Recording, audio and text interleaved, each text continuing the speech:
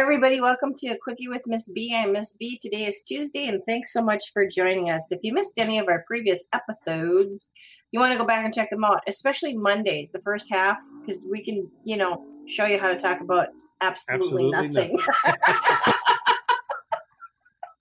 Just saying. How to have a topic and evade it. Exactly. Anyways, thanks for joining us today, and please make sure that when you are listening that you bring lots of friends. Don't go it alone. Share it on your platform so others can suffer. Exactly. So today I got two questions. No. Okay, here's the first one. When your kid or grandkid, okay, can you imagine? Okay, that's the topic for this week's show. Can you imagine when your kid or grandkid just announced that you farted very loudly?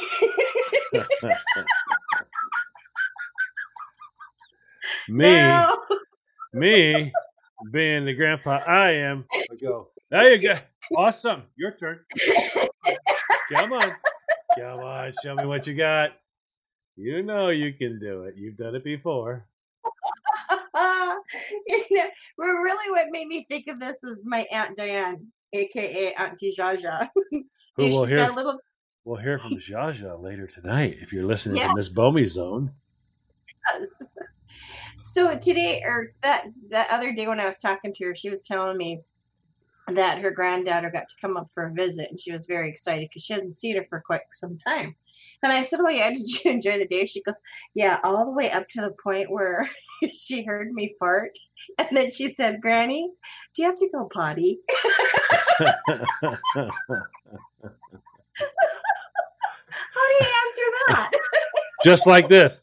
Not anymore, sweetheart. Wink, wink. Right? Want to help Grammy out and get him up?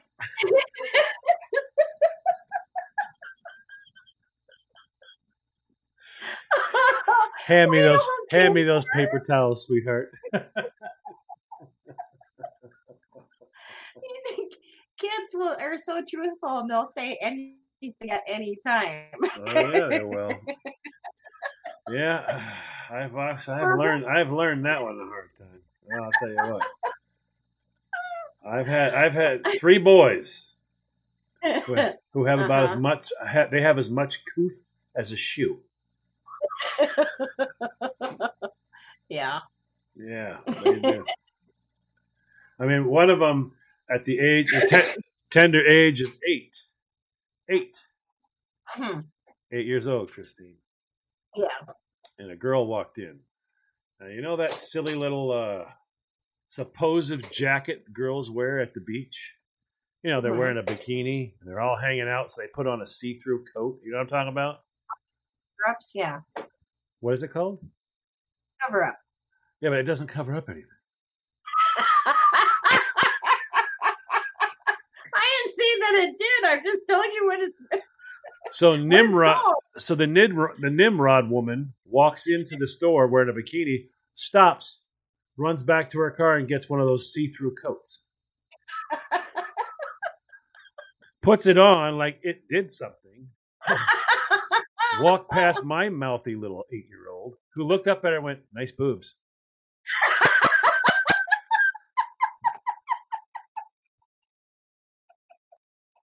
All I did was look at her and her husband and said, "I should be so mad right now." And her husband kind of smiled like, "But I'm not going to be because, well, nice boobs." I didn't say that, but her husband read into it. I looked at him and I went, "I should be so mad right now."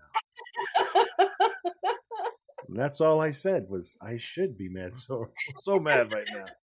I looked down at him. He's looking at me like, "Too soon?"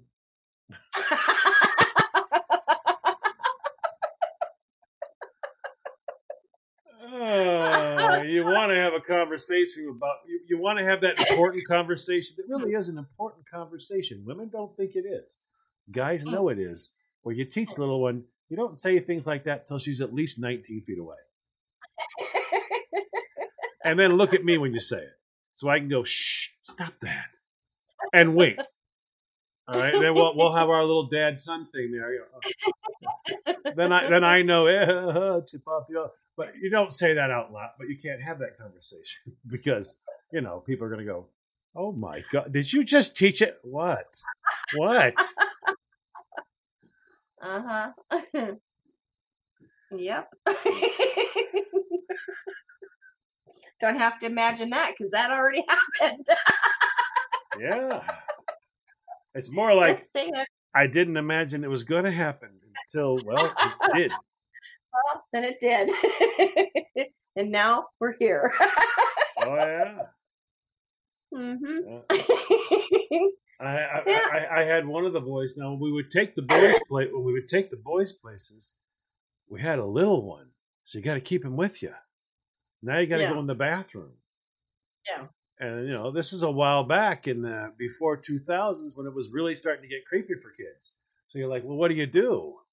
I mean, he's little. I mean, he's like 5 years old, Christine. You can't just have him stand outside the stall. So you have to bring him in the stall with you. But then you got to be like, face the wall. Yeah. Face the wall so Daddy can go to the bathroom. Face the wall. I turn around once. Oh my God, Christine. He's bent down. He's looking underneath the stall at the other person. I hear this. Hi. Oh my God.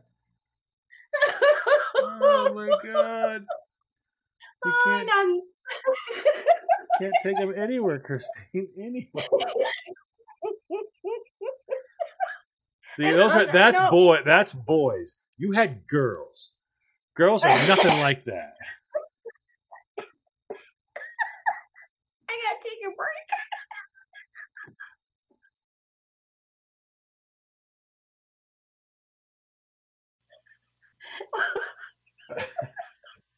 Welcome back, everybody. You're listening to Quickie with Miss B. Hi.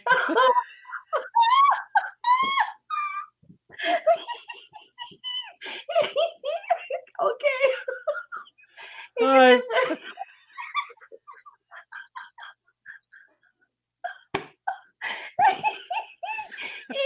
Yeah.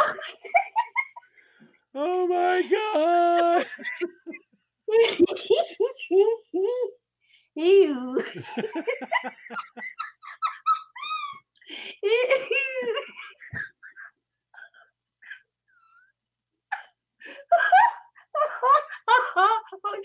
Okay, I got this. Ew. No, really, I got this. Okay. If you missed the first half of the episode, please go back and check that out. That took a minute. Oh my gosh. Well, the way that you told the story, I could just, the whole scenario is just playing out in my mind. Seriously. It was terrifying. Hi. Hi. Ah! Oh my God. Okay. This one isn't too, or well, I don't know if it's very funny or not, but it just made me think. You ever get like stuck in an elevator or someplace that, you're around a lot of people and there's nowhere to go? So can you imagine like you're in an elevator, obviously the doors aren't opening right away, and somebody is wearing the smelliest kind of perfume or deodorant possible. Oh yeah.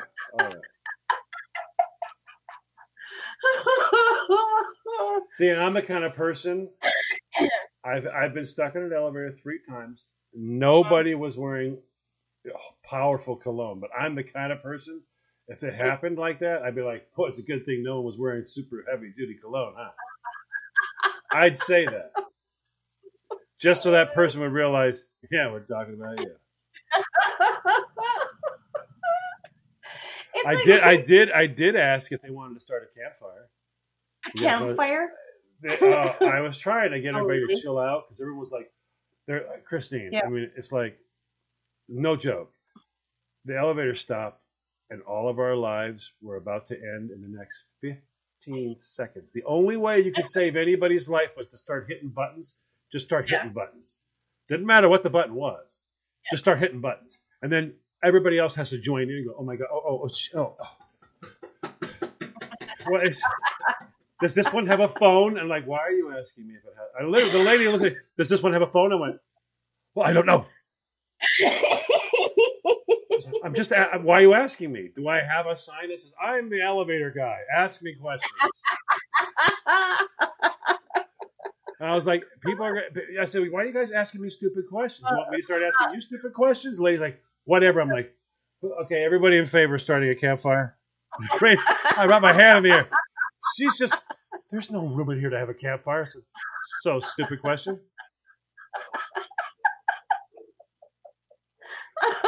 She didn't get it. And you know what she did? As soon as after that whole episode was done, you know what she did? She started pushing the door open button. I'm like, well, you know what? I literally, Christine, I said, if you push it faster, then you get more opens in that first minute. So you might be able to get the signal back to the actual unit and it'll open. You know what she did? She looked around for a minute, started pushing it faster. I'm like, oh my God. I own her soul. Right now, I own her soul. So I started having fun with her. I'm like, it's either that or the door closed. Then it's either that or door closed, door open, door closed, door open.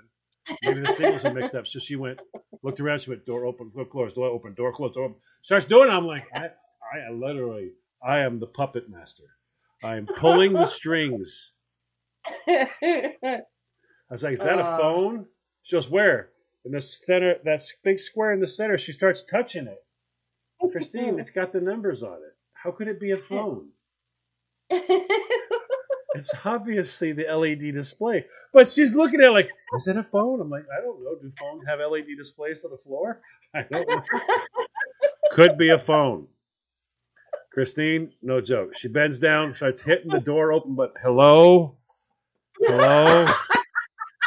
Can anybody hear me? I'm like, yep, I can hear you. And she looks at me like, if you're saying that, then how do I know someone else isn't saying it? I looked at her and went, I didn't say anything. Hello? Hello? Is anyone there? I'm like, oh my God. Oh, man. But the crack up was she pressed the button. She pressed the button, and the elevator started working as she pressed the button. She's like, oh, my. Boo-hoo. I went, wow, okay. And we all started clapping like, yeah, there you go. Good job. She's looking around at me just like, I hate you. I'm like, good job. I knew you'd get the combination right. So was it 2 times closed, 1 time open, or 2 times open, 1 time closed? I couldn't figure it out, but I am glad that you saved us. You saved us. She hated me. I got stuck in the elevator by myself. I was the only one. That had to be horrible. Well, and then the lights went out and everything, and I couldn't see anything.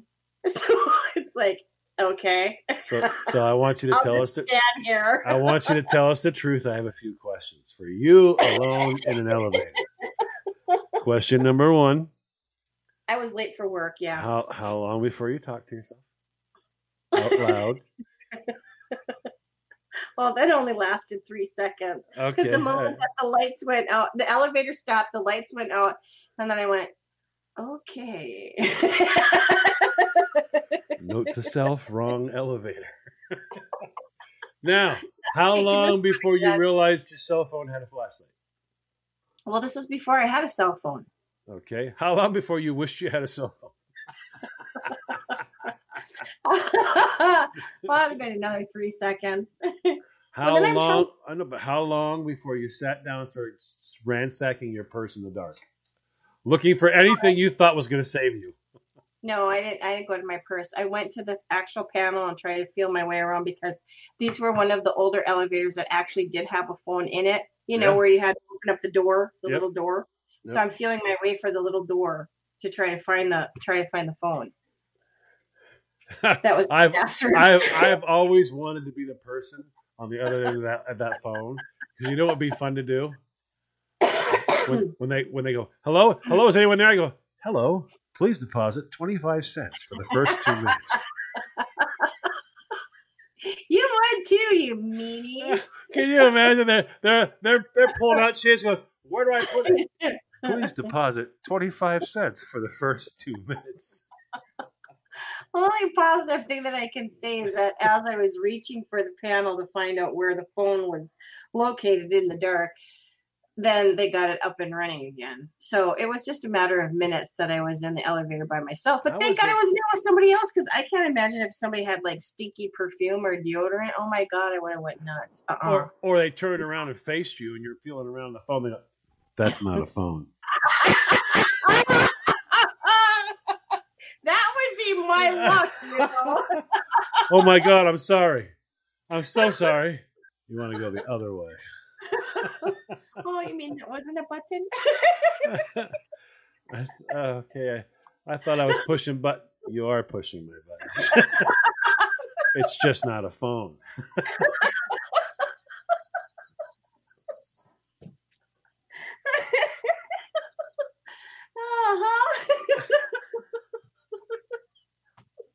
And on that note, I don't Bill, have you met Christine? Yeah, we met in the elevator. Oh, you guys just meet? I know her well. She knows me real well, too. Oh, you know what would be worse is if you guys were going into the same office. Can you imagine? Because at that time, that job, I was a receptionist. Can you imagine if that person was actually coming into my office? Yeah, and you just pushed his buttons? Yeah. Hi, Bill. This is Christine. Yeah, met her in the elevator. Yeah, we've met. She's going to come take dictation for us. Okay. And on that note, I better go. I don't want to be late for my meeting.